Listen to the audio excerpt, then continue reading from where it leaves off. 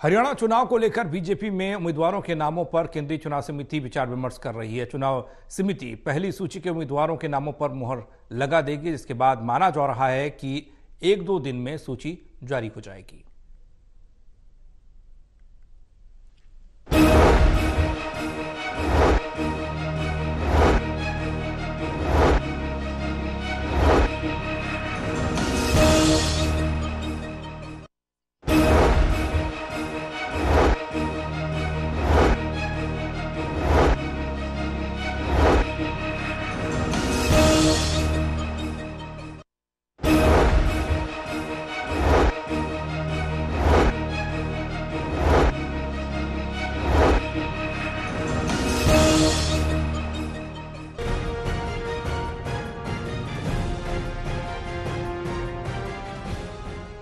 हरियाणा विधानसभा चुनाव को लेकर भारतीय जनता पार्टी में उम्मीदवारों के चयन पर हो रहा विचार विमर्श आखिरी दौर में पहुंच गया। पिछले कई दिनों से चली आ रही बैठक के बाद दिन भर मैराथन बैठकों का दौर जारी रहा। दिन की शुरुआत धर्मेंद्र प्रधान के घर में हुई बैठक के साथ हुई, जबकि उसके बाद जेपी नड्डा के घर उम्मीदवारों के चयन को लेकर विस्तार से चर्चा हुई। शाम को 4 बजे तक लगातार ये चर्चा जारी रही। उसके बाद इस वक्त टिकटों पर केंद्रीय चुनाव समिति में मंथन चल रहा है। केंद्रीय चुनाव समिति में मंथन के बाद माना जा रहा है कि अगले 1 या 2 दिन में उम्मीदवारों की पहली सूची जारी हो सकती है। हरियाणा चुनाव में जहां इस बार बीजेपी चुनाव का टिकट देने में पूरी सतर्कता बरत रही है, क्योंकि उसके सामने एक और पिछले 10 साल के शासन की एंटी इनकम्बेंसी है, तो दूसरी ओर उम्मीदवार का जिताऊ होना भी सबसे अहम। वहीं सूत्रों के मुताबिक पार्टी जहां इस बार कई मौजूदा विधायकों और मंत्रियों के टिकट काट सकती है, तो वहीं नेताओं की बेटी बेटियों को भी टिकट दे सकती है। सूत्र ये भी बता रहे हैं जिनके टिकट लग जाने उन्हें पार्टी ने पहले से ही अवगत करा दिया। पार्टी इस बार चुनाव जीतने के लिए पूर्व सांसदों को भी मैदान में उतारने की तैयारी कर रही है। यही नहीं, उम्मीदवारों को लेकर बाद में सांसदों की नाराजगी न हो, इसके लिए चयन से पहले उनकी राय भी ले ली गई। वहीं दूसरी ओर कांग्रेस पार्टी में भी टिकटों को लेकर मंथन जारी है। कांग्रेस के सूत्र बता रहे हैं कि पार्टी इस बार कई बार चुनाव हार चुके उम्मीदवारों को टिकट नहीं देने जा रही।